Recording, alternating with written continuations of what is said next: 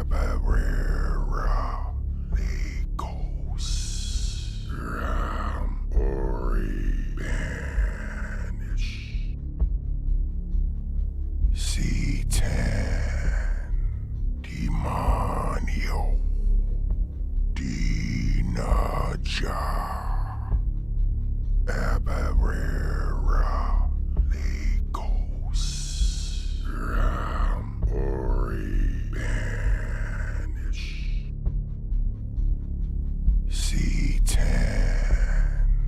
Demonio, Dinaja, Abarera, Legos, Ram, Ori, Banish, C10,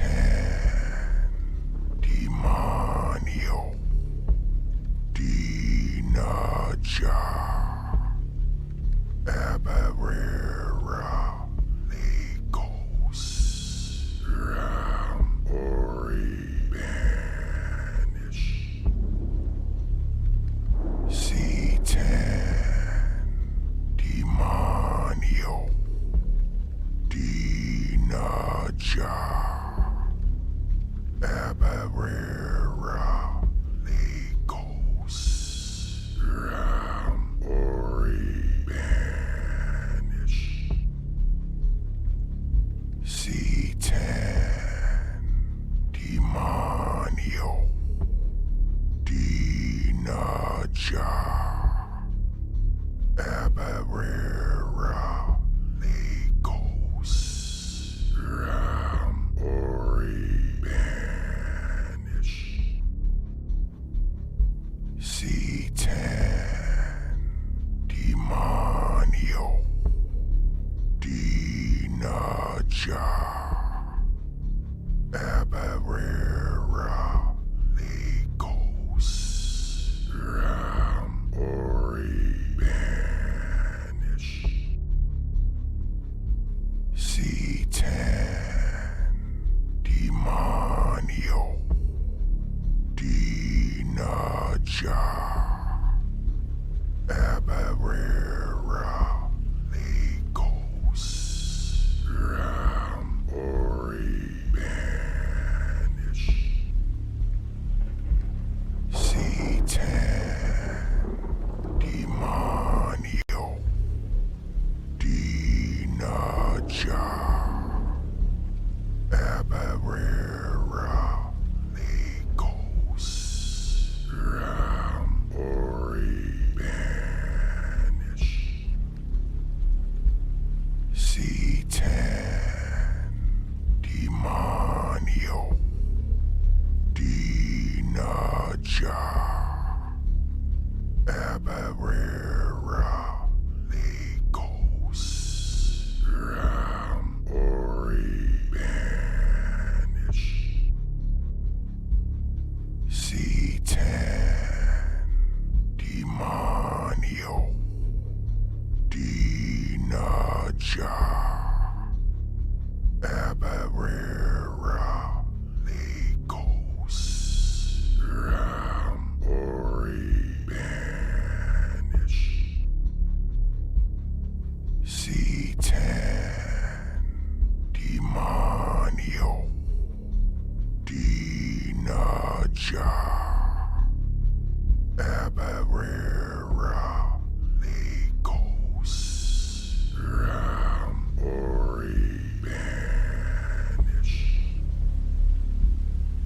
C10, Demonio, Dinaja, Abarera, Legos, Ram,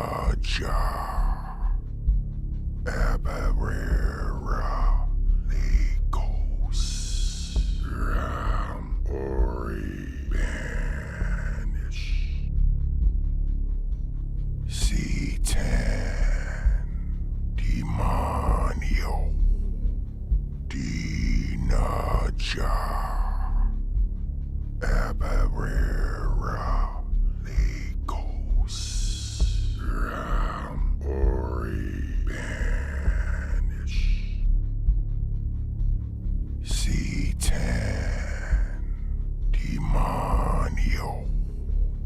Dinaja. Abarera. Legos. Ram Ori. Banish. C10. Demonio.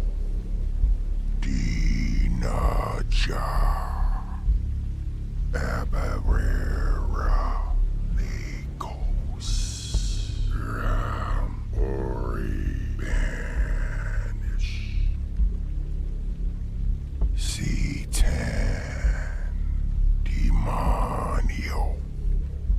Dinaja. Abarera. Legos.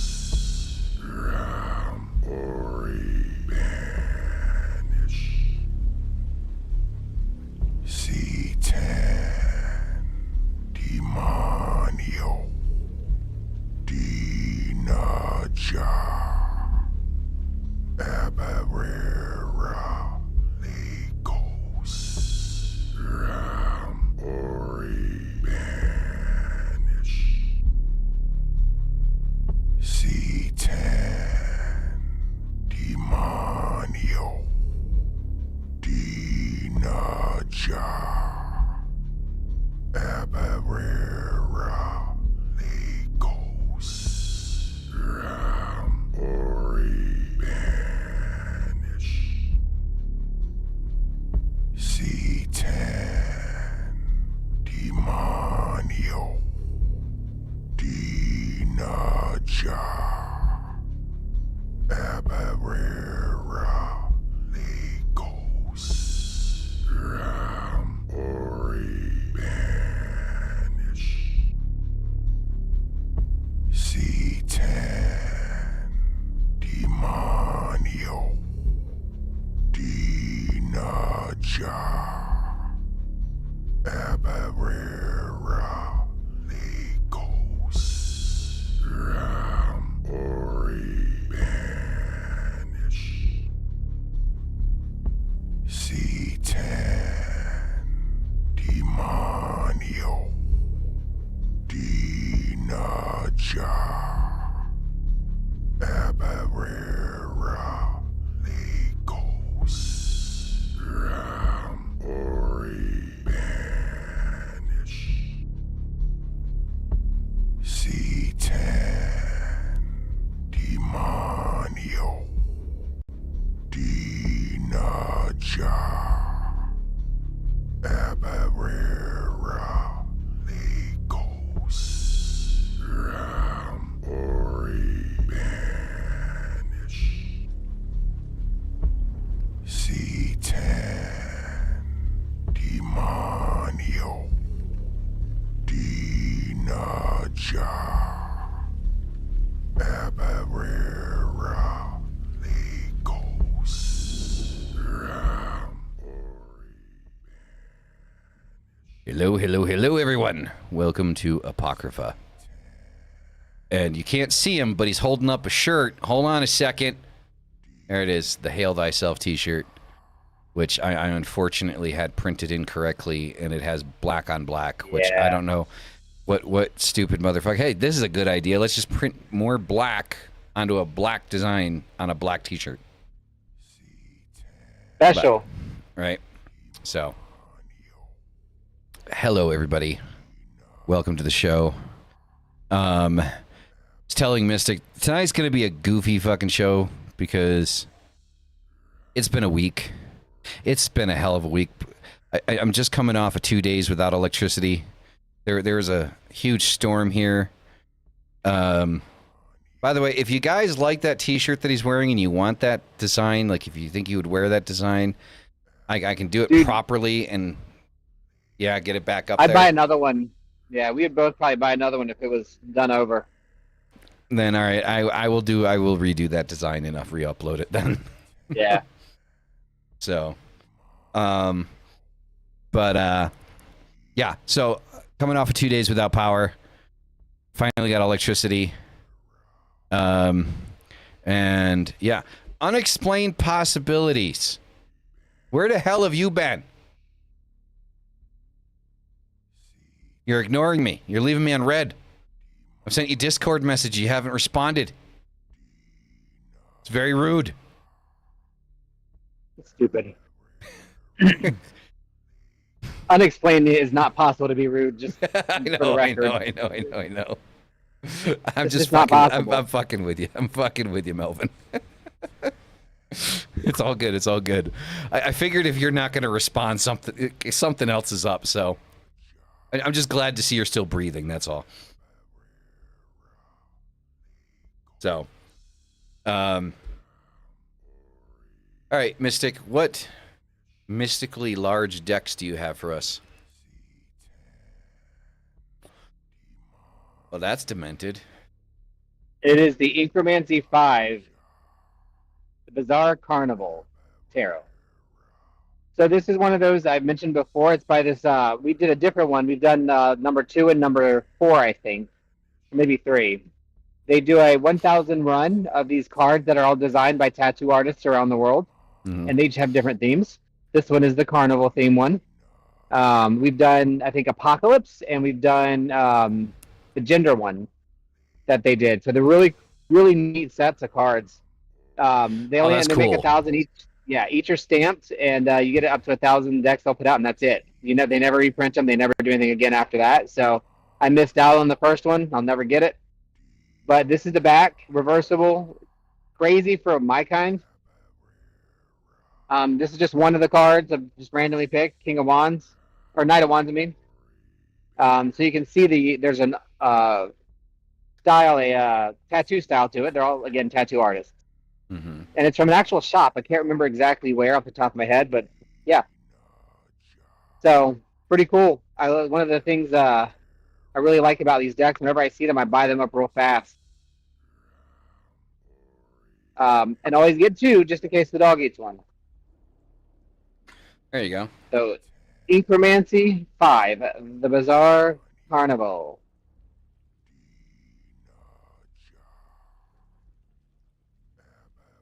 All right.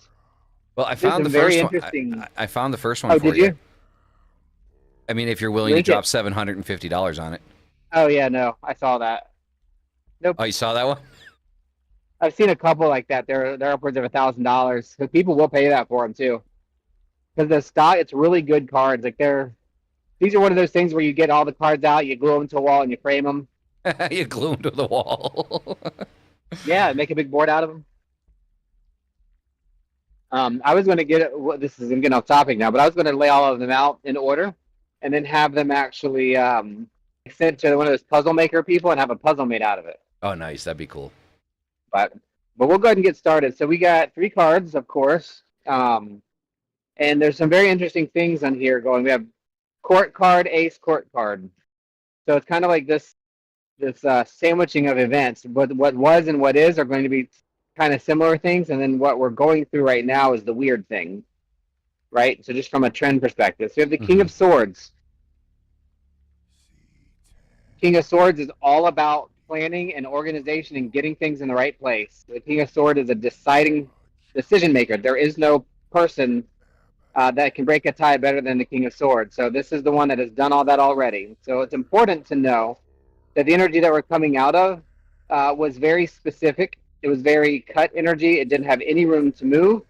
Didn't have any room for us to kind of think outside or do anything else about it. Like it is what it is. It's right here. It was very, I can't think of a better word than acute. Very specific, right? Things were done in a very specific way. The energy was very, very specific and oriented in a way that we couldn't change. Doesn't necessarily mean good or bad, just unchangeable.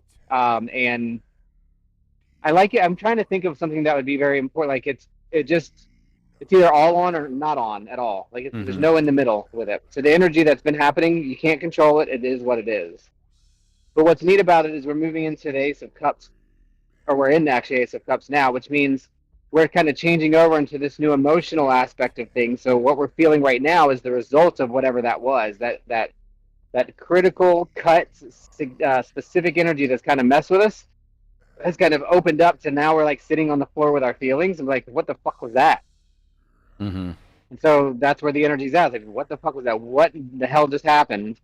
I know something happened, but I don't really know what. And it's just been psychotically crazy. But Ace of Cups in that middle ground is really this whole breadth of all of the energy that is about the cups. It could be, again, somebody's very highs or very lows, but it's going to be extremes. That's this whole reading is extremes. We're going from the extreme of perfection and not like good perfection energy, but just perfection as in unchangeable, to this full on emotional whatever that is coming out of this, and then leading into the Knight of Pentacles, which is really good because that if you have crazy energy of all the things that are nuts, what is it that you want to be the outcome of it, right? Grounding. You want to be grounded again. You want to get back to the earth. So this Knight of Pentacles is like, let's reel ourselves back in. The energy is going to stable back out. We're going to have a good next week or two where we can actually organize our thoughts and feelings and move forward. But we've got to get through the next couple of days first. So we've really gone from this hyper specificity to this what the hell was that thinking that we're stuck in now, to some very necessary grounding, some very necessary reorganization, but maybe just not so specific. So maybe I'm trying to think of good examples.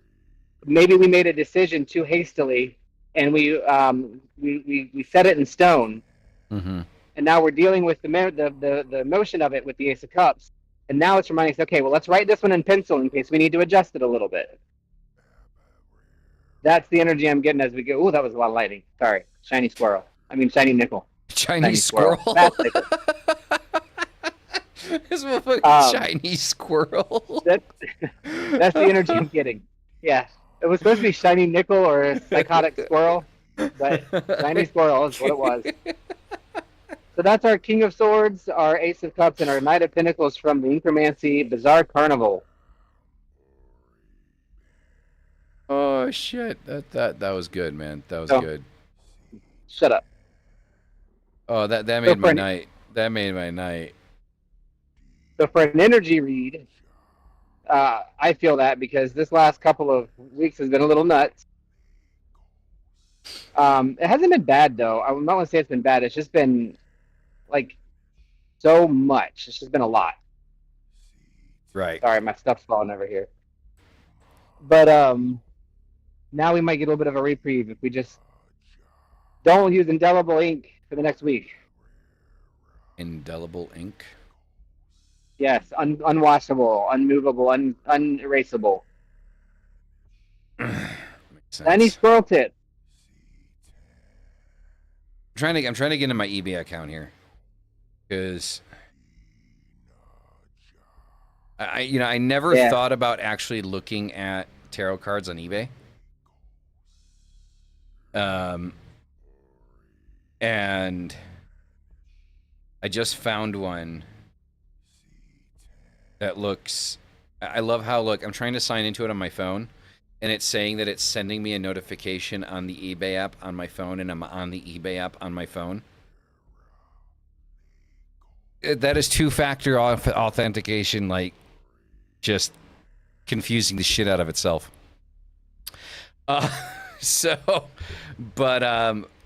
There is a deck that I just saw. It's called the Murder of Crows. That looked awesome. Yeah, Murder of Crows. Now, what is that? The deck looks awesome, but it's also $325. But the artwork is amazing. Have you seen this thing?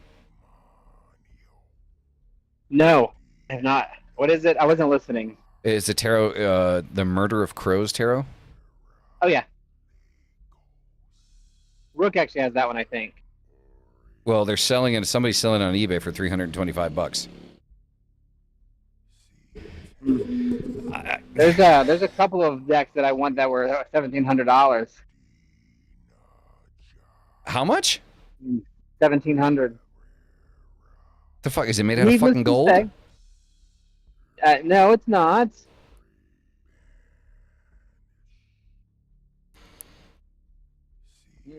But what? So why is it worth that much? Because of who made it, and it's out of print. I have a copy of it, but not an original. I mean, obviously, I didn't buy it. I am a tarot freak. I do have some really nice old decks that are probably worth a lot of money, but I just can't pay that much money for. I don't make that much. Makes sense. Makes sense. There's a limit. But I Yeah. could see somebody who has a lot of disposable income who is really collecting that they would do that. So, I mean, they spend $1,000 on amethyst crystals. See, I don't know if I could do that though. I could definitely do it for a crystal. Like, I mean, I really like the way that crow deck looks, the murder crows, but I just don't know if it's like $325. Wow. Like, I'm I'm getting desperate here. Like, I've been looking for months, and I mean months, for a deck that just clicks with me, and I'm like, yes, I need that. But it just hasn't. It just hasn't happened. The last deck I bought was the Diablo deck, and I barely use it because it's too fucking big. Yeah, same. I wish they would make, like, I would still have bought that one, and I want to keep that one, but I wish they would make a smaller version just to use, because the artwork is amazing. Yeah. Like, it's beautiful. One of my favorites. If they made a smaller one, I would definitely buy it again, just to have a smaller one. That's the one thing that I have learned from having so many tarot decks is that if you like a tarot deck, but you're not sure about it, write it down. Come back to it like 6 months or a year later.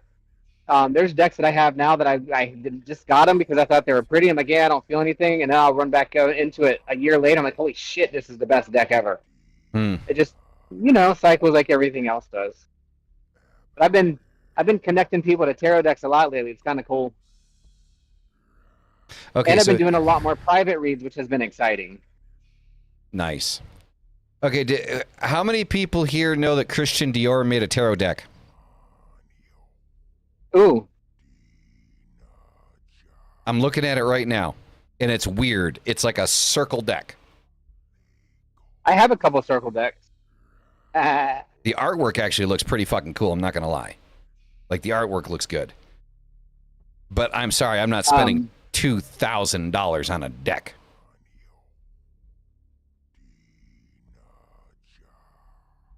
Yeah. As soon as you said that, I stopped looking. Not that pretty. It looks like it's designed by Maria Gracia Churi. Nope. If it's a Dior deck, it's got to be designed by Dior, or I'm not paying that much money for it. They crazy? I mean, I'm not paying that much money for it anyway. I mean, yeah, it's Dior, right? So $2,000. Like, it kind of makes sense. So what do you mean, like, personal reads? Like, for yourself or for, like, other people? For other people. Yeah, and I'm going to talk again to the lady, the manager of the bar here, and see about setting up tarot in the corner for a vendor. Nice. I'm excited. Yeah, it's been a while since I haven't been really doing a lot of personal reads much lately. So, and you get out of practice after not doing it for quite a while. You know what I mean? I started like sitting with somebody doing a read. I start going down the same path of doing an interview. I'm like, no, I gotta reset and do all the planning and stuff. So, I'm excited. That's good. I mean, I honestly, like, I haven't. Oh God, I really wish. I guess I'm just kind of like in a divination funk, where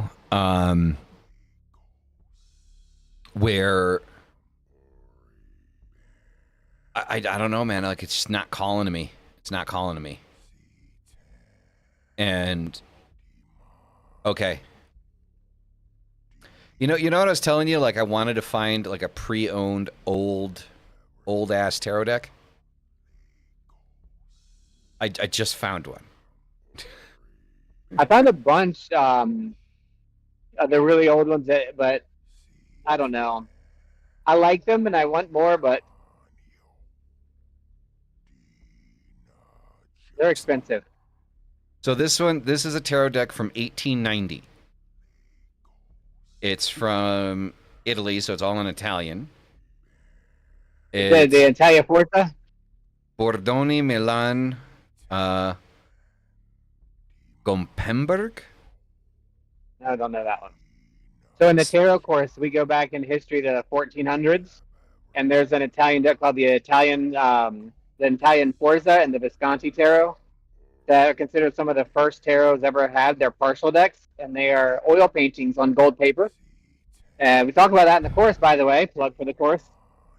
Um, then the first full tarot deck that is like completely full, everything's there, was another Italian deck in I think 1500s. Very neat. And then of course you have the Tarot de Marseille, which is another one of the most common ones, but people get confused because Tarot de Marseille is actually a style, not a specific deck, even though there is a deck with that name in that style. The Tarot de Marseille is actually the style of block tarot in that, and it was the first deck to use counts instead of actual things. So if anybody in the chat wants to see the deck that I'm talking about, here, let me drop the link for it in here. Yeah. So that's the... that should be the link right there for it. I've told Mystic on several occasions that I want like a really old like tarot deck that, and yes, Sad World, yes, it would have a lot of energy from all the people that have used it, and that's kind of the point. Like it's kind of drawing off of that like ancestral energy of the people that have used it, you know, to kind of amplify its so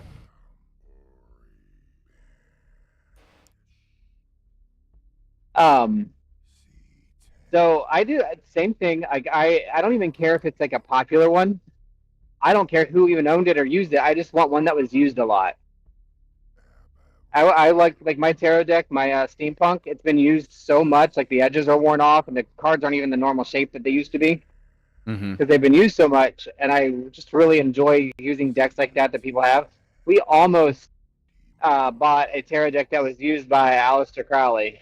Oh. One time, and it was what do you call it? It was like a promotional thing. It wasn't even a real, like it wasn't his deck that he used. He just happened to use it for one reading, or said he did for one reading to get it, to try to get it, you know, to make money for something that he was doing. It was when he was it Scotland, I think? I don't know. I'm not sure. I'm not sure. I think it was Scotland. But I mean, that would be a piece of history right there, like a deck that Crowley himself used. Yeah, and I don't, like I said, I don't even think it was his own tarot deck. It was just a tarot deck that he did use one time for a friend that, or not a, I don't know the whole story. I just know it was a deck that he used at one point, but it wasn't like a personal deck. It just was, you know, like a signing a book. Kind of thing. Exactly. That makes sense. So I wouldn't say, Sad World, that it has more power. Energy doesn't necessarily... Yeah, like energy doesn't necessarily transmute to power inherently. So, but they talk more. That's the thing right there. Like they're trained. Exactly. Like it's almost like the deck is trained, and that energy just kind of flows off of it, and through yourself, you're able to kind of like amplify that, and then go with it.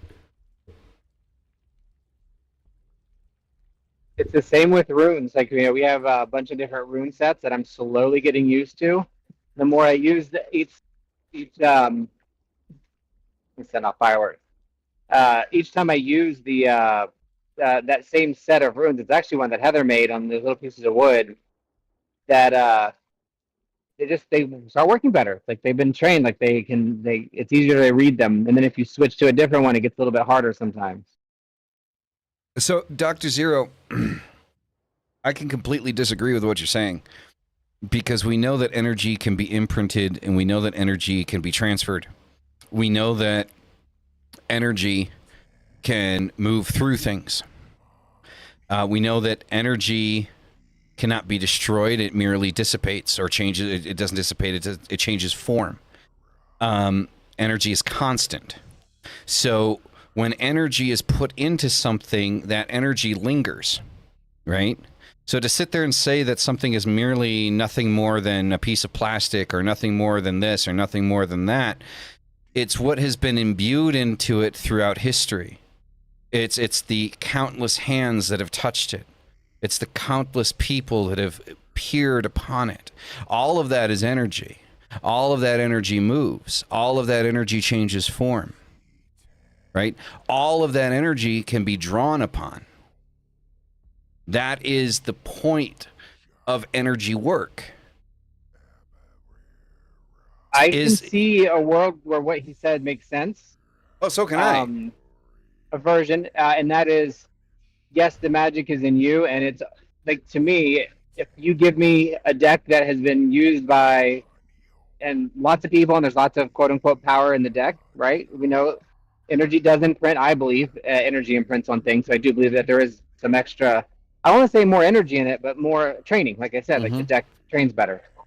But if I know and can connect to the people energetically, even if I don't know who they are, then the power, that's where that energy comes from, right? Really, at least from like a metaphysical standpoint. And so it's not necessarily the deck itself, it's the fact that you have the deck and you know it was utilized, and that knowing of utilization is what helps you connect to say there's all these other energies to bring into it. So the energy really is in you, not the cards. So they are kind of just plastic, but having a plastic deck that has never been used and having a deck that has been used, you will be different. You will treat them and you will do different things with them. Not necessarily to me because of the cards themselves, that they have the energy, but that they direct us to have the energy. That makes any sense. No, it does. It does. Right? And just the fact, like, just like you said, just the idea that it has been used and that energy's been imprinted, it's something, like you said, it's almost like training the cards to so to speak. Right? Yeah. Because, I mean, we imprint our energy onto things all the time. You know, whether that be crystals, whether that be runes, whether that be tattoos, right? I mean, tattoo magic is a huge thing. Not many people talk about it, but that's a big thing. You know? Exactly. You know, so, you know, having ink put into your body, you can say, well, that's just the ink. Yes and no. Right? There's a back and forth on these things. There's an ebb and sway, right? You know, it has to go back and forth. Because I do believe to a certain degree, symbols are just symbols, but symbols also allow us the ability to kind of focus our energy more directly into the intention that we're trying to bring it to. But also at the same time, I do believe that symbols have power to them. Of course. But the power, and again, really good. I don't know if this was a planned topic, but I obviously like it. The idea that, like, some people have their tarot cards that have energy. I'm animistic. I do believe tarot decks each have their own energy and their own, like, vibe to them. But I also recognize that it's not the cards that are doing the thing. It's the way that I interact with the cards. It's that second piece. It's the cards by themselves are nothing. They are just pieces of plastic. So if that card deck has been touched by 1,000 people, including every great witch in the world, and they're sitting on a desk, they're useless. They do nothing. They're just plastic. But when you touch them, when you grab them, when you use them, when you manipulate them and work with them and connect with them, that's when you get the magic. I think that might be kind of where Zero's going. And that's kind of how I feel with tarot. And I really like that version of it. To me is what speaks the most, because it's like you said, it's that symbolism that's in there that then your body, your mind puts together, and then all the senses that you don't even know you have interprets and kind of puts it all together. You can do all things that you can do with tarot, or without runes, without a wand, without any tools. We all know that. We've talked about that before.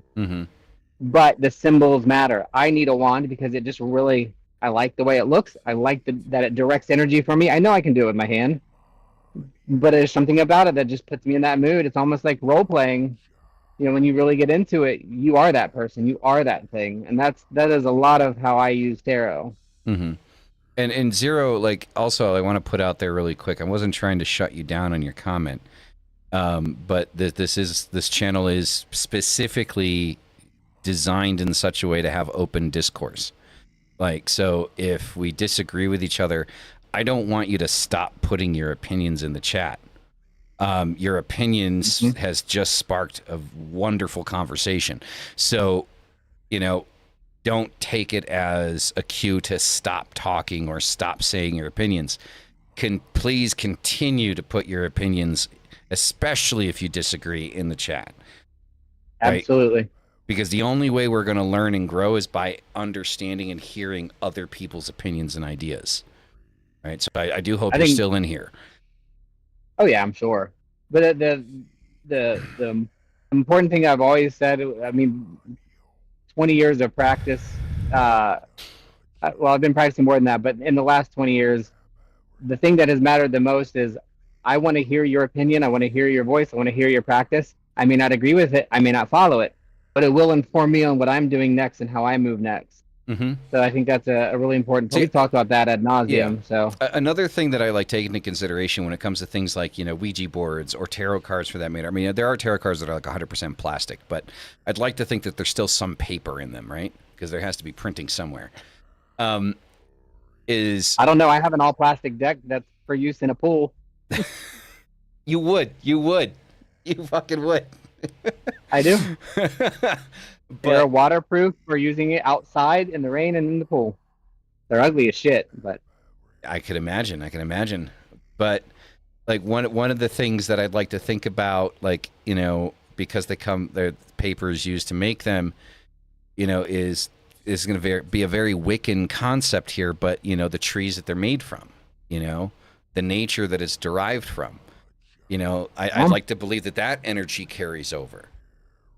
the plastic that came from the oil that came from the dead bio mass. All of it. Look, even when I get on planes, That's a very less romantic way of putting it, but yeah. I know, right. but I'm just saying it's there. Like when I get on a plane, it's funny because there's flight attendants that have noticed it. I touch the door and I touch the body of the airplane, and I think the parts. I want the door to stay on my Boeing. Yeah. I don't want the door to come off. I don't want to get sucked out the window. The lightning's pretty bright. Ugh. You can barely see it. It was really bright. Right behind you. But I always do that and I always think of, this is the most natural thing in the world, right? A plane, metal tube, flying in the air, 30,000 feet up. But every single part of that came from something, and that something came from something that came from a star somewhere, or the Earth, or whatever. And so all those things are connected still. We just reassemble them in different ways. That's alchemy. Yeah. Ooh, this stuff makes me hyper. So It really does. I do like to think that we're kind of like moving and transferring kind of, energy as we use things, not just our own energy, but, the energy that came from the thing that's being used to make what it is that we're using. Reminds me of something that I recently learned that I'm trying to learn more about in the Norse pantheon. So, Dragon Dancer, correct me if I say this wrong, but basically, with the tarot and the interactions that we do with the tarot, we are utilizing basically our hamingya to kind of create the orlog that continues on. So every interaction we have is already of the things that have got up to this point and continue to go and change those things as we go to create the situation we're in. And that just goes on and on and on. I don't know if I said those right, but that was very neat. And then Kevin, absolutely agree. Kevin McGrew, Goetic Tarot is great for scrying spirits. I have the Goetic Tarot is an amazing deck. Like I love that. I actually use it quite a bit. It's a good one. Ooh, is it a new moon tonight? Did I miss that? Rook. He's not listening to me. I'm listening. Not you, him. Oh. I mean, who else am I going to be listening to? I was going to tell him to look up, is tonight a new moon? It is a new moon. How the hell did we miss that? You're fired.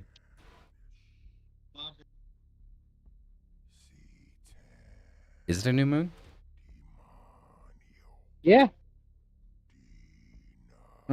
Very cool. We're doing a very poor job of being connected to the moon cycles. So I'm trying to get better at it because it just keeps us better in check. Yeah, I haven't followed the moon cycles in like forever. Yeah, I need to. The moon and sun cycles, just because if I don't, I disconnect really fast. But just doing that, just new moon, quarter moon, full moon, and then our waxing, waning, gibbous, and crescent. If I keep track of that stuff, I stay completely connected to everything I'm doing, and I don't back out of it. Unfortunately, I lose it if I don't. Yeah, I just keep it on my iPhone on the cover, like on the screen. So at the top it says it's a waning crescent right now. Like, I mean, that's what I do. Like, I just put it on like the iPhone. The full moons I don't miss. Those I've got. It's a But little yeah, hard to miss those. yeah. You leaving? Bye. Sorry. But yeah, I do Um, think that I do think that kind of trying to draw on the energy of where things come from is definitely because I don't know, like it's hard for me to say that all of the energy and all of the magic that I produce only comes from me. I feel that I just feel like that's a bit arrogant of me to say, and it doesn't feel that way. So I like to think that we continually as occultists we continually draw on everything that's around us. yeah. So tarot, a lot of people talk about using tarot as a divinatory tool. I don't see so much see it as fortune telling. I do see it in probably a more metaphysical than superstitious sense. Although I do believe Yeah. in the superstition of it, I'll call it what it is. The mythology of things to me has energy in its own power. But getting all of that together and all those different pieces, I get energized from it. Like Mm-hmm. there is not just well, this can be draining, but it's not just using your energy to do tarot. It's a constant back and forth with all the things that you do, and that again, it creates more energy and more movement. Yeah, It's magic, totally. just like anything else that we do. 100%, man. 100%. You know, um, I do think that obviously I think that a lot of what we do, if we don't believe in our own internal energy and what we produce by ourselves, it's almost impossible to really get positive results. Out of magic. I think that intention is extremely important. The intentional energy that you put into what it is that you're trying to produce, whether that's ritual, whether that's spell work, whether that's divination, whatever it is that you're trying to do, that intention is extremely important, right? That it's intentional energy, but it's also that intention that drives you forward. Magic and the understanding of how magic works. I used to always call Christianity the lazy man's religion, and the reason I called it that was because growing up, what I would see is this constant concept and idea that if you want something, pray to God, and if it's meant to be, God will give it to you, with no work on your behalf, right?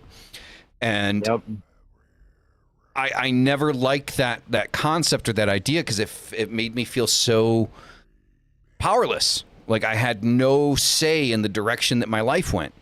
Or what it is that I obtained or didn't obtain. And when I fell into kind of like magic and occultism, yes, we understand that we're able to manipulate energy, but we also understand that we need to move, right? Yeah, you have to act. Yeah, you have to actually do something. You want a job. If you don't apply for the fucking thing, you're never going to get it. If you don't go to the interview, you're not going to get, you're not going to have an opportunity to get it. You actually have to do something. I always think of Jesus take the wheel every time you bring this topic up because it just makes me so angry.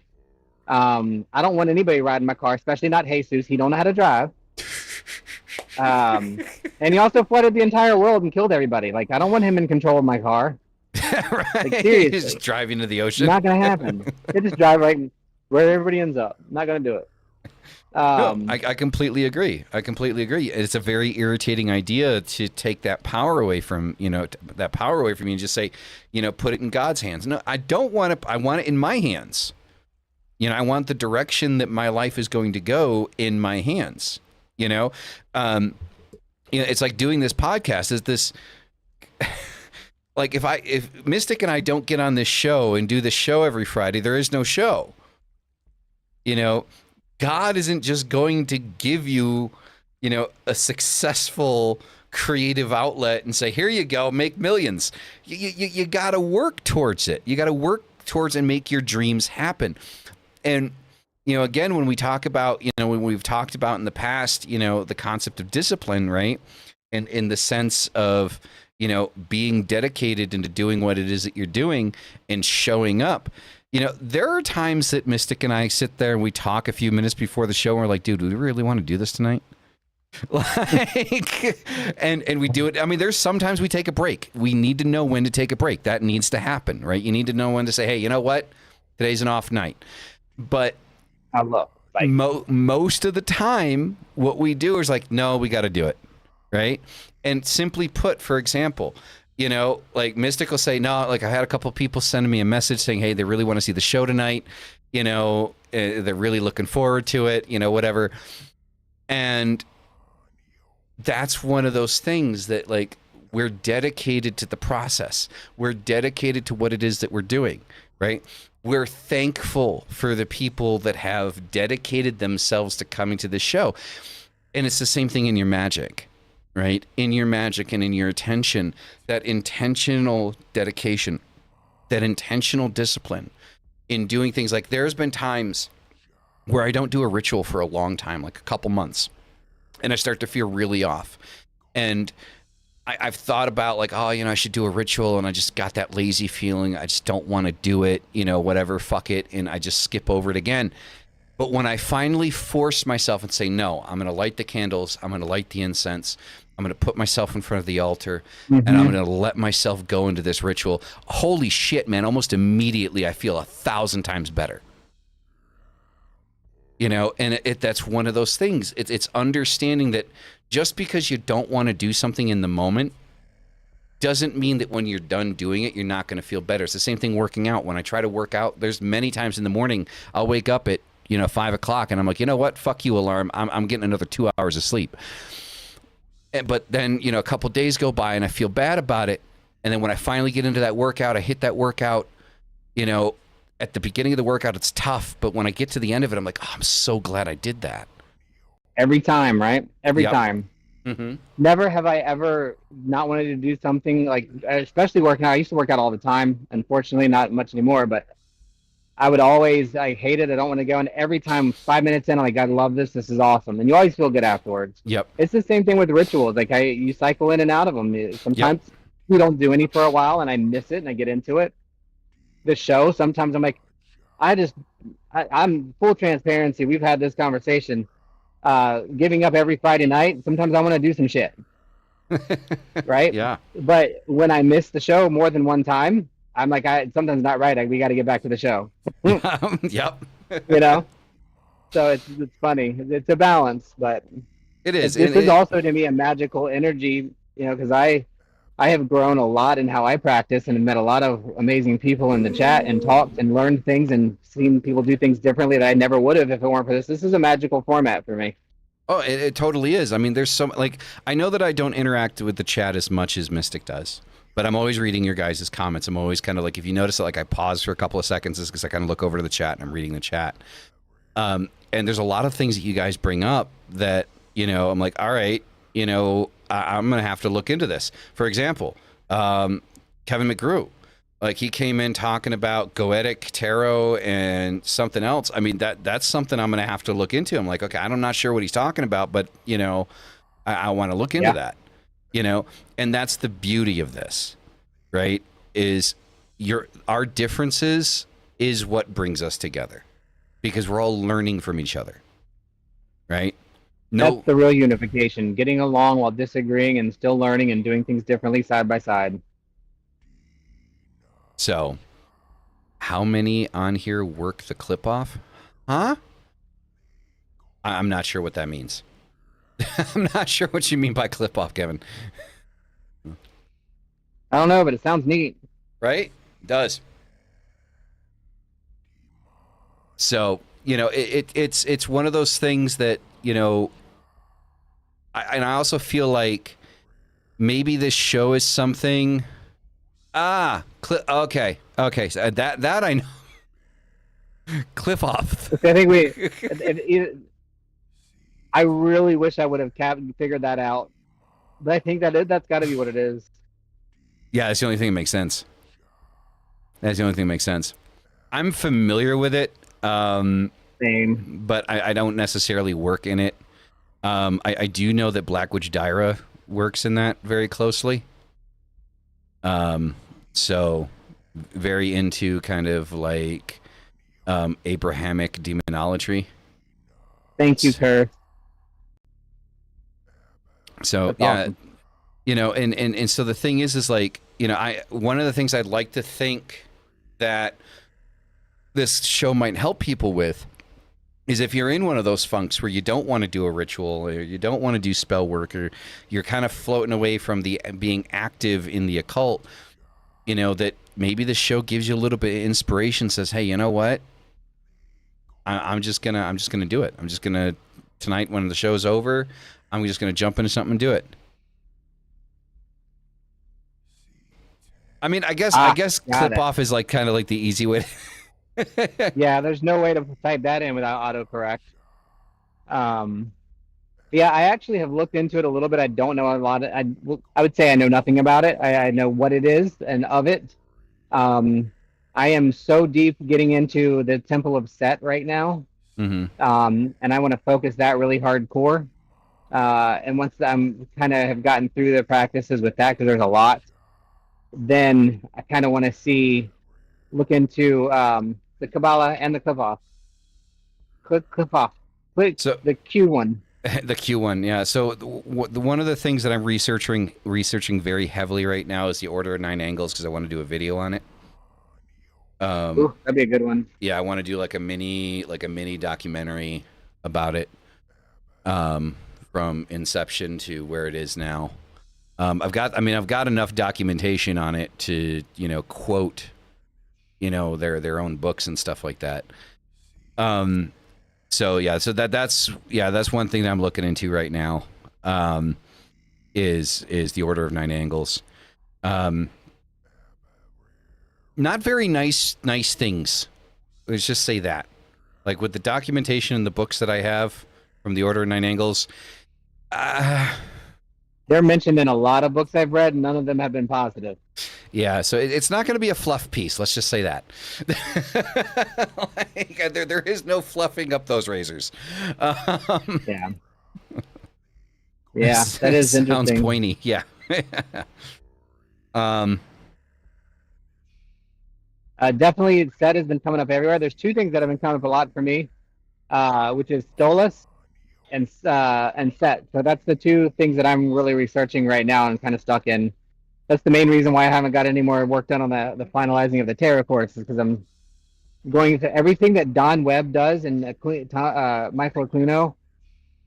It's gold. It like speaks to me right through immediately. Mm-hmm. So like it's immediately feels like it's the right place to be. But yeah, those are the two energies that have been seeking me out, I think, or allowing me to seek them unknowingly, if that's the case, is Stolas and Set. Nice. Which is interesting because before I knew Stolas as the owled demon, I was obsessed with owls. I like owls. My little stones we have owls. My mom gave me an owl lamp for no reason, out of nowhere. I like owls. So, yeah, very interesting. Sad World, if you're talking about the Order of Nine Angles, oh no. I hesitate to lump them into the LHP, honestly. They would consider themselves left-hand path, but yeah, they're not nice people. They're not nice people. Like the books that I have, there's some really disgusting shit in those books.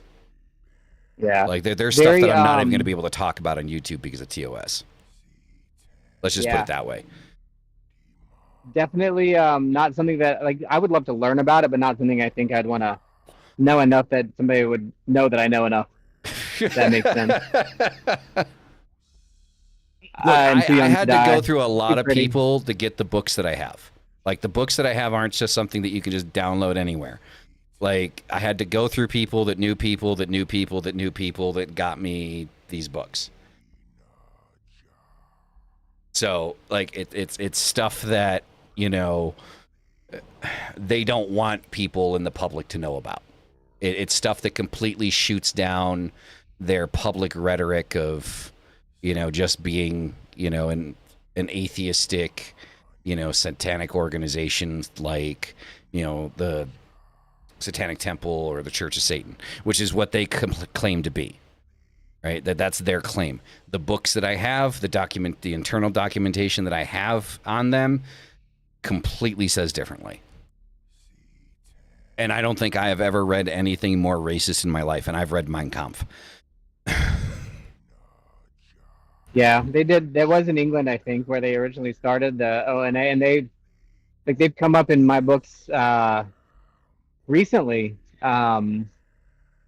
Because of their militant the I googled it too. That's the first thing that comes up on Google is their militant satanic left hand path. I'm like, if people know that whole situation with the ONA, then it kind of makes for hard to sell that we're not a murderous, blood drinking, Well, that's the problem. Is like you get organizations like that, and that's what people focus on. They focus on that side of like those types of people. Like so, the moment that they align themselves saying, "Oh yeah, we're left-hand path," and they immediately think anyone and everyone that says that they're left-hand path that's the direction that they follow. And it couldn't be further from the truth. A little tree sap is speaking to my soul right now. I've got it. That has to be the title of our. If we do like a book club and actually do it, Deviant Bookworm. Deviant Bookworm. Can we use that? Still tree sap? That's not trademarked, is it? I love it. We make T-shirts and everything. I mean, tree sap. I mean, if you really want to read through it, I mean, I have no problem. Shooting your way, but just know I'm almost 100% certain the moment it's on your hard drive, like you're going to be put on some kind of watch list. Oh, send it. Like I'm going to just be completely honest. We have a whole list of T-shirts we have to make. Now it's Deviant Bookworm, Rook. Write it down. The Deviant Bookworms. Oh, I'm already on lists. Yes. There was a couple of books that, like, I think probably just about every regular in the chat has mentioned a good book that I've read and enjoyed. I've got a bunch from TreeSap, but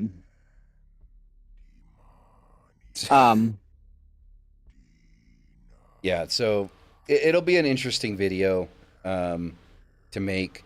It's just the thing is I think that there needs to be something out there on our side of things that explains that this is the complete opposite of what we as actual left-hand path followers believe and practice, that they shouldn't be, lumped up into the same category because it gives us a bad name.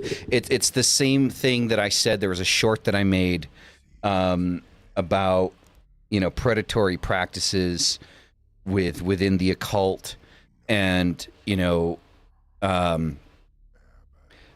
certain types of people calling themselves black magicians with the sole intention of using it to try to lure people in to their circle and get them closer to them, that those people shouldn't be allowed to call themselves, like, not even just a black magician, but a magician at all.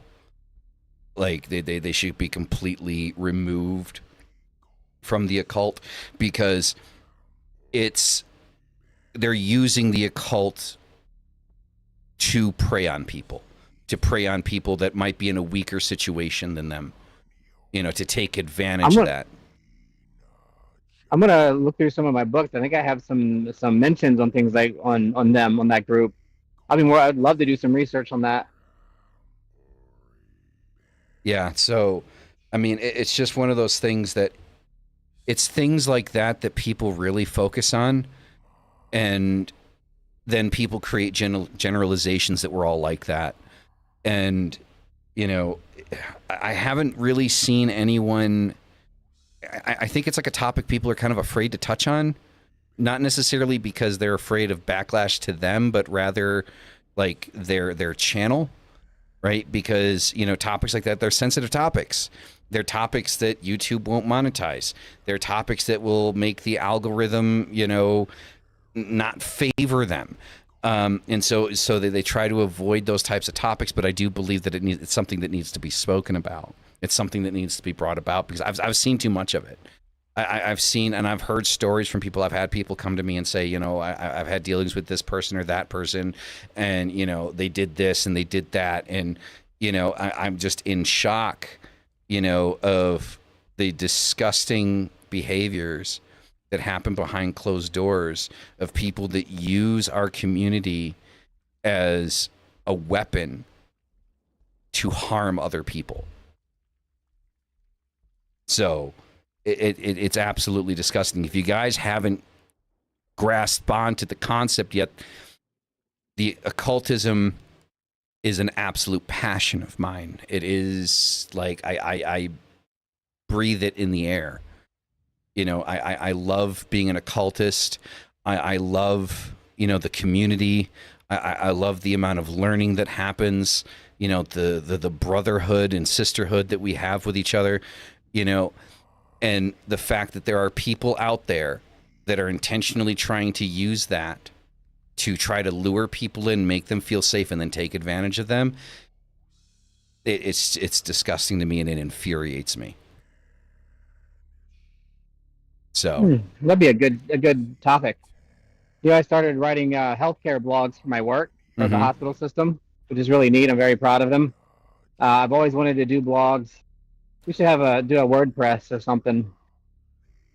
It's easy enough to set up. I don't have to do any of that shit. No, I can make it happen.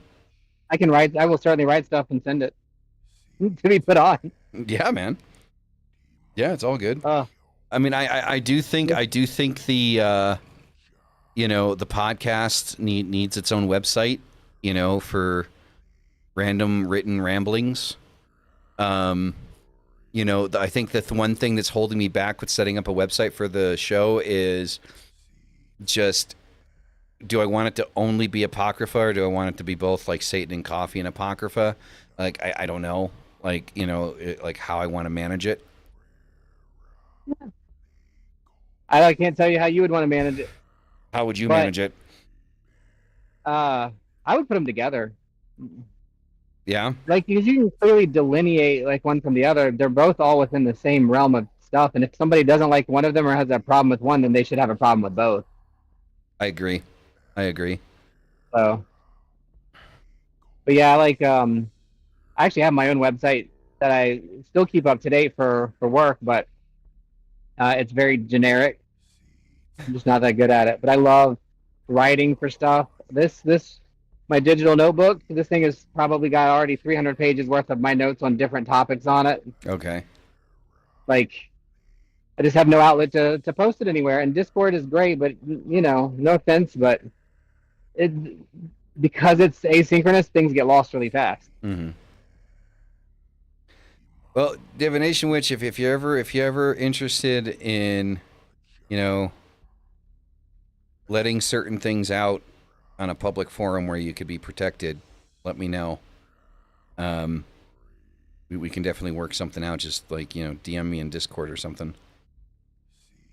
Because definitely a lot of the content that I'm planning on making in the near future is significantly more long form content and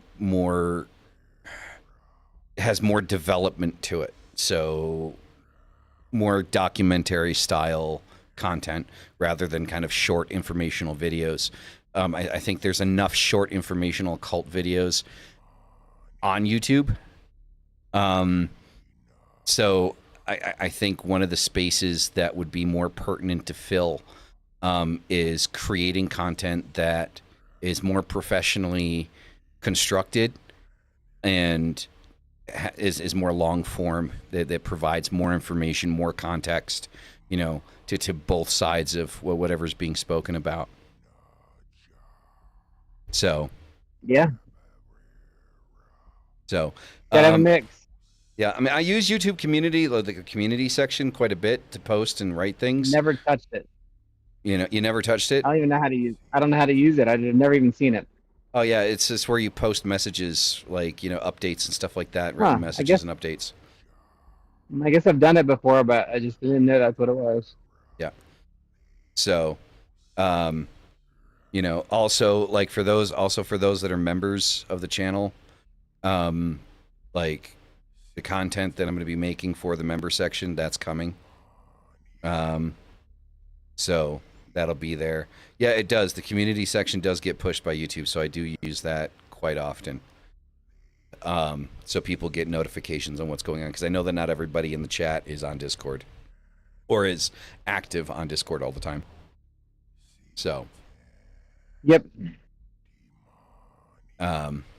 But anyway, everyone, that is going to be all the time that we've got for today. It has been a great conversation.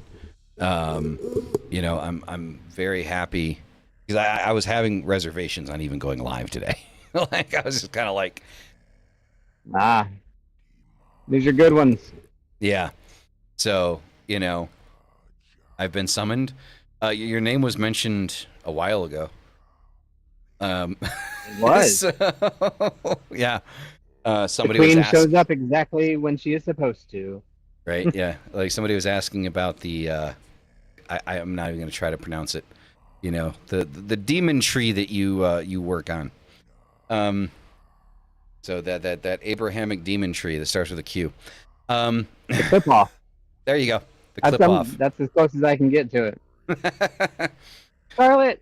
Scarlet. I have to say something real quick. Scarlet, I have made myself very popular at work because they think I am so smart when I start using things from the polyvagal theory book and from the stuff that you taught me.